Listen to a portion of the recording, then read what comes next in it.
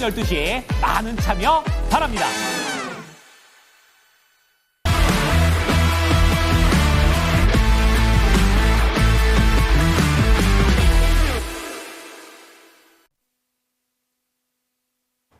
네, 풀의 시선으로 이어가겠습니다. 글로원 파트너스의 이성웅 이사 함께하겠습니다. 어서 오십시오. 네, 안녕하세요. 네, 좀 시장에서 단기 수익률을 많이 쫓아가게 되는 흐름이 연출되고 있습니다. 과연 어떤 부분 체크해 주실지요? 오늘 주제부터 함께 점검하겠습니다. 네, 관세와 함께 변동성 커진 시장 계좌 대응법에 대해서 조언 들어보겠습니다. 트럼프의 울다 웃다 무한반복 사이클이 여기서 진행이 되고 있습니다. 관세 공포와 저가 매수 사이에서의 결정 장애를 일으키고 있는 흐름 연출되고 있는데요. 중국은 관료들에게 24시간 핸드폰 켜놓고 휴가도 가지 말라는 24시간 대기령을 내렸다고 합니다. 여기서 지금 미중 간의 대화가 진행되지 않고 있기 때문에 관세는 여전히 불안 요인으로 남아있고요. 하지만 그 영향력은 조금 약화됐기 때문에 조금 더 자유롭게 내가 투자가 가능할까라는 부분도 고민하실 것 같아요. 일단은 미국 증시의 흐름부터 저희가 명확하게 파악하는 게 중요할 것 같은데 여전히 조금 불안한 상황이죠? 시장의 변동성은 여전히 존재합니다. 그런데 그 변동폭은 줄어들기는 했어요. 네. 그래서 우리가 주로 바라볼 게 그 변동성을 야기하는 요인을 먼저 체크해 볼 필요가 있겠죠. 그게 어찌 보면 해외 헤지펀드의 롱숏 펀드 자금으로 야기된 걸 수도 있고, 그런데 그 롱숏 펀드 자금 같은 경우가 매크로 지표 중에서 환율, 그다음에 원자재 흐름, 그다음에 시장의 변동성 이런 데 연계돼서 움직이다 보니까 매크로 지표를 모두 체크하기는 힘들어요. 비정상적인 상황이다 보니 변동성 지표 같은 경우를 체크해 볼 필요가 있겠죠. 우리가 빅스라고 하는데요. 이 부분이 아직은 상승 추세를 그렇게 강하게 깨지는 않았지만 조정세에 있는 상황이에요. 그렇다 보니까 시장 속에서는 미국도 밀렸다가 반등 같은 경우가 좀 계속 나오는 이런 현상이 나타나고 있고, 어제 그 트럼프 대통령이 12시 정도죠. 우리나라 시간 12시에 인터뷰를 했는데 거기에서 이제 얘기한 것을 보면 합리적이다. 본인은 합리적이다. 그러니까 이게 소통에 대해서 열려 있고 애플에 대한 질문, 반도체 관세에 대한 질문, 이런 거, 자동차 관세에 대한 질문을 했을 때 네. 절대적인 미국을 위한 방향으로 가겠지만 주변국 같은 경우도 데미지가 크지 않게 이런 톤으로 얘기를 어제 했거든요. 네. 네.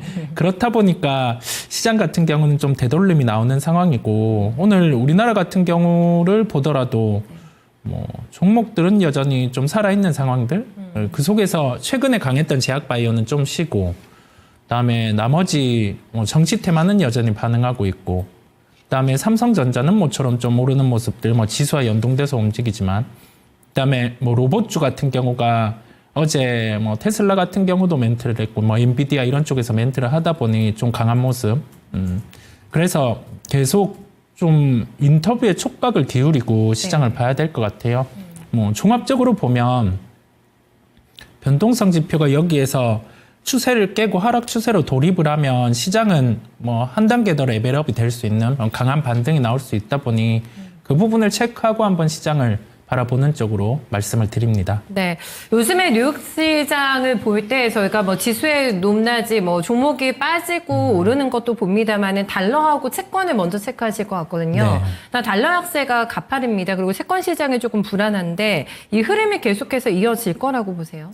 잡힐까요? 이게 지금 아직 관세에 대해서 반영이 시장에는 되었는데 그 이후에 협상을 통해서 또는 상호 관세 같은 경우가 진행될지 어떤 식으로 진행될지가 딱 명확히 방향을 못 잡았다 보니까 채권도 좀 방향성을 못 잡고 있고, 하루에도 변동성이 한 2% 정도 큰 상황이고, 그다음에 달러화 같은 경우도 보통 지금 미국을 위한 흐름이라고 하면은 달러 강세가 나타날 텐데 그런 게 아니라 달러와 강세 속에서 약간의 약달러 강세 속에서 약화, 이런 흐름이 나타나다 보니 시장 참여자들도 매크로 지표를 보더라도 방향을 좀 못 잡고 있는 상황이기는 해요. 약간 네. 비정상적인 시장인데 여기에서는 뭐 많은 걸 보려고 하기보다 뭐 아까 체크하고 갔던 그런 뭐 변동성 지표 그걸 계속 주안점으로 봐야 될 것 같아요. 그게 이제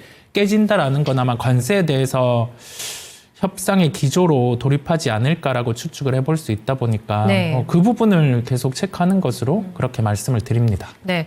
그리고 이제 가장 궁금한 게 중국이 어떻게 반응을 할까? 지금은 전시 체제에 돌입했다고 하거든요. 네. 지금 미국을 상대하는 부서도 보강이 됐다고 하고 제가 앞에서도 말씀드렸습니다만은 관가에서는 24시간 대기령이 이제 발령된 상태. 그리고 이제 동맹국들에게는 서한을 보내서 조금 우리를 도와달라. 뭐 이런 또 제스처도 취하고 있다고 하는데 직접적으로 미국과의 지금 소통의 창구가 열리지를 않고 있어가지고요. 네. 이것도 긍정적인 시나리오로 보는 거는 대화를 통해서 조금씩 뭔가 좁혀나가는 게 좋지 않을까라는 생각이 있는데 이게 좀 시일이 나올까요? 중국의 액션이요? 미국과? 뭐 트럼프 1기 때 같은 경우는 뭐 관세에 대한 부분에 가이드라인을 내놓고 뒤에는 협의 단계로 가면서 지수가 그때는 뭐 소위 말해서 더블 딥 형태가 나오고 반등이 나왔었거든요. 네. 근데 이번에는 그 첫 번째 하락이 너무 깊기는 했어요. 예, 깊었다 보니까 좀 협의의 형태가 나온다라고 하면 당연히 지수 반등은 강할 수 있는데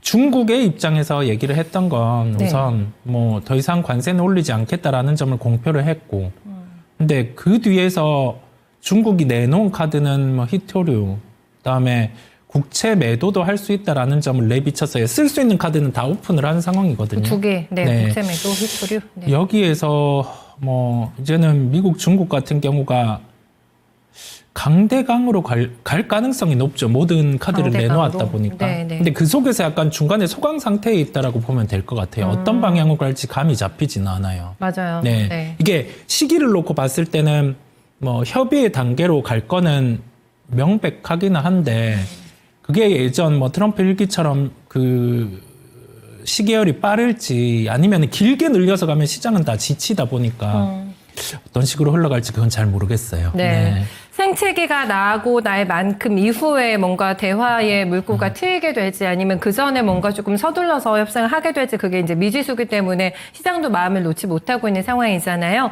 어쨌든 그게 중요하게 어떤 지수의 방향을 돌리는 핵심적인 키가 될 것 같긴 합니다. 국내 증시는 또 이제 별도로 많이 움직이잖아요. 네. 네, 종목들이 굉장히 활발한 시장인데 국내장 좀 봐주세요. 뭐 국내 시장 같은 경우는 최근의 흐름을 보면 지수가 밀렸을 때 상대적으로 지수 대비 뭐 덜 빠지는 업종들이 존재를 하고 그다음에 그 속에서 덜 빠진 업종이 이 지수 반등이 나올 때 더 강한 걸 우리가 볼 수 있어요. 확실히 그런 것 같아요. 네. 네. 그래서 그 업종들의 공통적인 면을 살펴보면 관세에 대해서 직접적인 타격이 없는 쪽들이거든요. 네.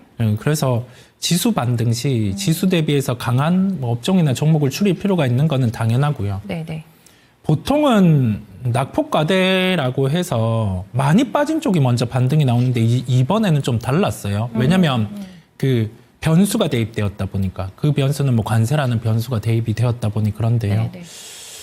다만 고무적인 건 아직 종목의 상대적인 강세가 여전하다라는 점에 한 번씩 시세들이 난다라는 거죠. 네, 그렇다 보니까 뭐 종목 플레이는 가능한데 이게 또 좀 세밀하게 잡아야 되다 보니 네. 많은 피로도가 들 수는 있지만 그래도 시장 대비해서 강한 쪽을 추려서 보는 게 지금은 맞다라는 생각이 듭니다. 네, 시장 대비 강한 데는 분명한 이유가 있을 것이고요. 이쪽에서 일단은 투자의 힌트, 네, 수익을 좀 얻어보는 게 좋지 않을까라는 의견을 내주셨는데 사실 미국장이 많이 흔들릴 때 저희도 영향을 꽤 받았거든요. 지수에. 그러다 보니까 아마 그때 스텝이 꼬여버리신 분들 많으실 거예요. 종목을 들고 있다가 주도주가 너무 빠지네 하니까 손실 보고 매도하셨다가 또 이제 너무나 종목장이 활발하게 돌아가다 보니까 테마에 또 올라타신 분들도 계실 것 같고요. 하락장에서 실수가 굉장히 많이 나오잖아요. 이럴 때 대체 어떻게 해야 될까요?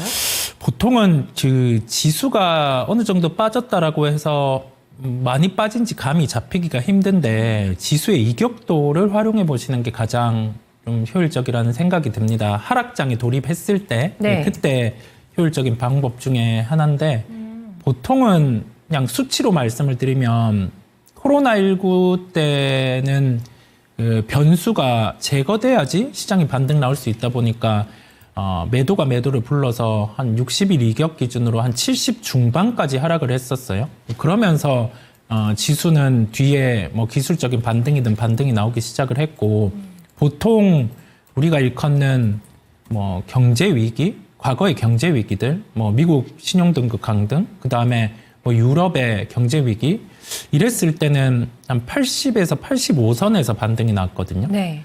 이번 하락이 한 80에서 85 정도까지 하락하고 지금은 되돌리는 상황이다 보니까 추후에 만약에 지수가 밀린다라고 하면 그때도 이격도를 활용해서 접근하는 방법들, 그 방법을 기술적인 면에서 말씀을 드리고 그다음에 계좌 리밸런싱이겠죠. 우리가 지수가 조금 윗레벨에서 종목들을 좀 퍼뜨려 놨다라고 하면 지금 지수에서 이제 종목들이 같이 흔들릴 때가 있어요. 그러면 무작정 들고 가는 게 아니라 지금 우리가 얘기했던 것처럼 상대적으로 지수 대비 좀 강한 업종과 종목 쪽으로 교체, 그다음에 선택과 집중 이걸 하는 게 방법임을 말씀을 드립니다. 야, 무작정 들고 가는 게 아니라가 와닿네요. 네, 네. 버티는 게 능사는 아니다. 물론 뭐 그런 쪽도 있겠죠. 네. 네, 하지만 그게 아닐 경우에는 빨리 또 시장의 흐름을 따라가 주는 게 지금은 중요하다라고 얘기해 주셨는데 그러면은 그 선을 조금 잡아주세요. 따라가야 되는 쪽에 어떤 경로를 좀 확인해 볼까요? 지금 상황에서 보면 뭐 우선은 조선 쪽 같은 경우가 확실히 뭐 오늘 같은 경우는 좀 약한 면이 있겠죠, 당연히. 최근에 지수 대비해서 계속 강해왔다 보니까.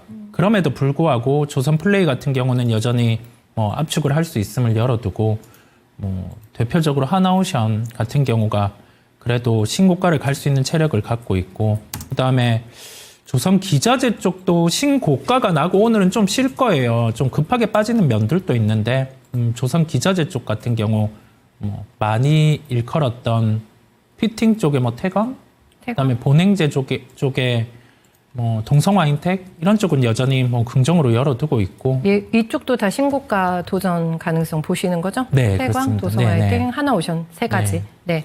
그다음에 소비재는 여전히 긍정입니다. 네, 소비재는 여전히 긍정인 이유가 이제 1분기 실적 시즌에 돌입을 하잖아요. 그랬을 때 소비재는 4분기 실적이 일회성이 아니었다 보니까 1분기 실적까지도 좀 좋을 수 있죠.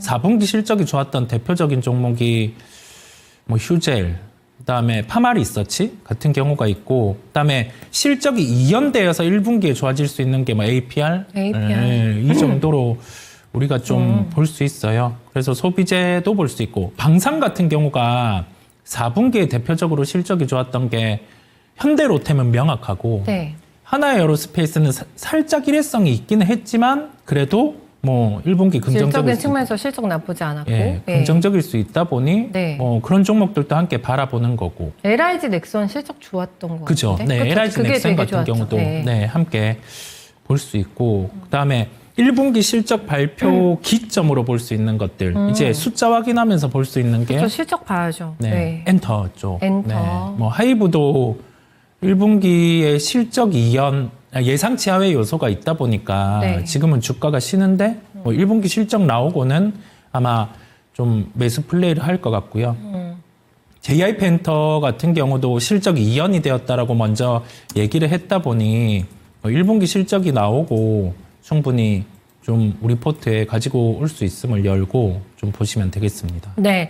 사실 요즘에 시장에서 테마주 없으면 재미가 없으시단 말이에요. 대응하는 데 있어서 찌끔이라도 나도 좀 테마주 담아봐야 되나? 이런 한켠에 좀 마음을 가지고 아직 액션을 실행하지 않으신 분들도 계실 것 같은데 테마주라고 뭐 저희가 테마라는 오명을 씌웠기 때문에 다 나빠 보이긴 합니다만은 실체를 보면 그렇지 않은 종목들도 지금 포함되어 있는 게 꽤 보이는 것 같거든요. 네네. 이쪽에 대해서는 크게 뭐 매수 주문하지 않으시겠어요? 이쪽은? 테마주도 할 네. 수는 있는데 있어요? 네. 할 수는 있는데 이게 투자에 대해서 계속 빈번한 매매를 선호하시거나 아니면 변동성에 대해서 다른 종목 대비해서 클 수 있다 보니까 그 변동성이 감내 가능하다라고 하면 할 수는 있어요. 뭐 주식은 어찌 보면 오르는 게 능사다 보니까 그렇게 할 수는 있는데 다만 이게 정책주면 정책에 대한 뉴스에 좀 민감하게 흘러갈 수 있어요. 예를 들면 오늘 뭐 이재명 후보 같은 경우가 기본소득을 하지 않는다라고 하니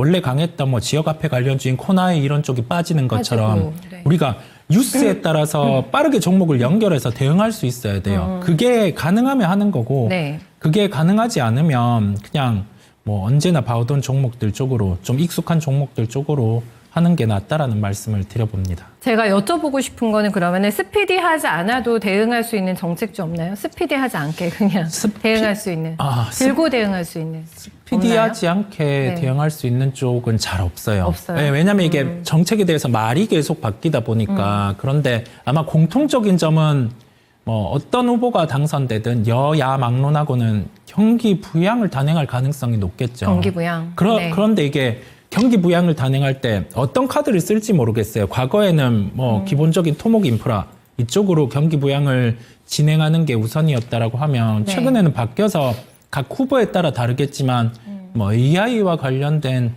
드라이브를 걸어서 뭐 경기 부양을 할 수 있다 보니까 미리 예단할 수가 없잖아요. 맞아요. 정책에 대한 네네. 부분은 정리하고 그래서 조금은 뭐 이거를 정책이 나올 거니 들어앉아 있기에는 좀 들어앉아 한계가 있어요. 있기에는. 네네 한계가 좀 있습니다. 네, 알겠습니다. 조금 더 저희가 실체가 있는 종목 쪽으로 조금 더 안전하게 매매하는 방향을 잡아주신 것 같아요. 네, 말씀 고맙습니다. 네 감사합니다. 네, 위기에 더 빛나는 게 주도주가 되지 않을까 싶은데 조선, 방산하고 소비재 쪽 언급해주고 있고요. 이제 실적 시즌 도래하게 되면서 어닝주 분명히 움직일 겁니다. 타겟팅 해야 되는 거는 엔터라고 얘기를 해주고 있기 때문에 이쪽 위주로 해서 종목들 잘 살펴보시면 될 것 같네요. 네, 프로의 시선이었습니다.